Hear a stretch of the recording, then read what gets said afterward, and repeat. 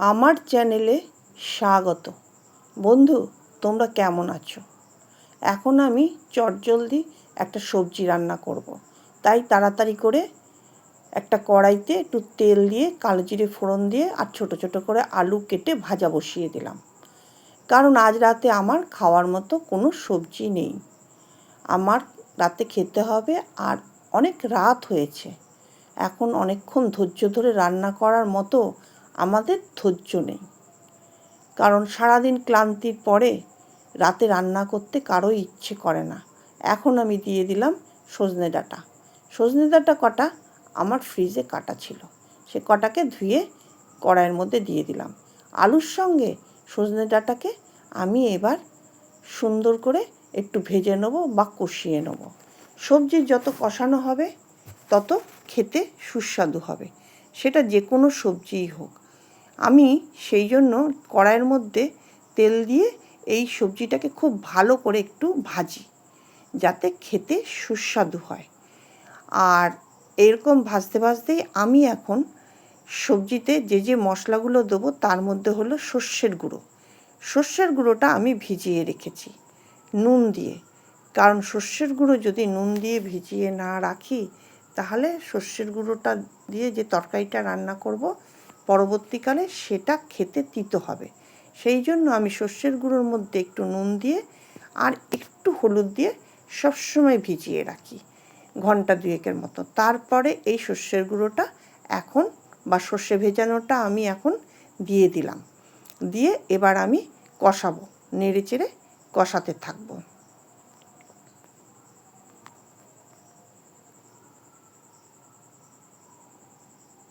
এবার দেখুন কষানোর মধ্যেই বেশ ফুটে উঠেছে। আমরা প্রত্যেকেই কিছু উপাদান দিয়ে তৈরি করি তরকারিটা, যেগুলো হলো নুন, হলুদ, মিষ্টি। এগুলো আমাদের দিতেই হবে, না হলে তরকারি খেতে সুস্বাদু হবে না। সেই জন্য আমি এখন পরিমাণ মতো নুন দিয়ে দেবো। আর নুনটা আপনারা নিজেরা যেরকম খাবেন ঠিক সেই রকম পরিমাণে বা পরিমাপ মতো দেবেন। নুনের পরিমাপটা আপনাদের যেরকম খেতে স্বাদ লাগবে সেই রকম দেবেন। কেউ একটু নুন বেশি খায়, কেউ কম খায়, একটু নুন দিয়ে দেবেন। আর তার সঙ্গে দেবো একটু হলুদ। হলুদটাও অল্প পরিমাণে দেবো, কারণ হলুদ অনেক সময় বেশি হয়ে গেলে সবজিতে একটু গন্ধ লাগে। আর নিরামিষ তরকারি তো, সেই জন্য আমি দিয়ে দেবো একটু চিনি। চিনিটা দিলে নিরামিষ সবজিটা খেতে ভালো লাগে। আর কয়েক টুকরো টমেটো কেটে রেখেছিলাম, এগুলো দিয়ে দিলাম। দিয়ে এবার আমি কষাবো ভালো করে। ওই কষানোর মধ্যেই মশলাটা মিশিয়ে নেব, তাতে মশলাটাও কষানো হয়ে যাবে। এই কষানোর উপরে কিন্তু সবজিটা খাওয়ার স্বাদটা নির্ভর করে। তরকারি যত কষাবেন তত খেতে সুস্বাদু হবে। এবার আমি দিয়ে দিলাম জল। পরিমাণ মতো জল দেবেন, কারণ ডাঁটা, আলু, টমেটো তিনটি ভালোভাবে সিদ্ধ হতে হবে। শুধু সিদ্ধ নয়, সুসিদ্ধ হতে হবে।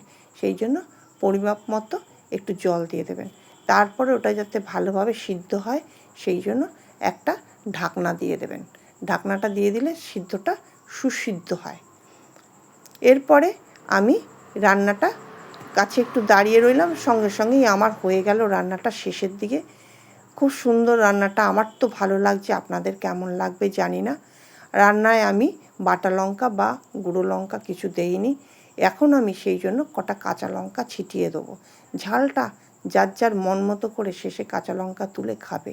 আর সর্ষের তরকারি রান্না করলে আমি একটু কাঁচা সর্ষের তেল দিয়ে নামানোর আগে নামাই। তার কারণ হলো কাঁচা সর্ষের তেলটা সর্ষে বাটার মধ্যে পড়লে দুটো মিশে খুব সুন্দর বা খেতে সুস্বাদু হয়। সেই জন্য আমি সবসময় একটু কাঁচা তেল দিয়ে আমি সর্ষের গুঁড়ো দিয়ে যেটা তরকারি করি বা সর্ষে ভিজানো তরকারিটা দিয়ে আমি নামাই। তারপরে আমার রান্না প্রায় শেষের পথে। এখন আমি এটা নামিয়ে নেব। সেই জন্য আমি আপনাদের জানাচ্ছি আপনাদের কেমন লাগলো আমার এই ভিডিওটা। যদি ভালো লেগে থাকে তাহলে দয়া করে সাবস্ক্রাইব করবেন আর আমাকে উৎসাহ দেবেন কমেন্টস করে, যাতে আমি আরও ভালো ভালো রান্না করতে পারি। তাড়াতাড়ির যুগে আমরা তো এখন ব্যস্ত হয়ে পড়ি, সব কিছুই তাড়াতাড়ি করে করার চেষ্টা করি। আপনাদের কাছে একটাই অনুরোধ, আপনারা আমাকে উৎসাহ দিয়ে এগিয়ে নিয়ে যাবেন এই ভিডিও জগতে।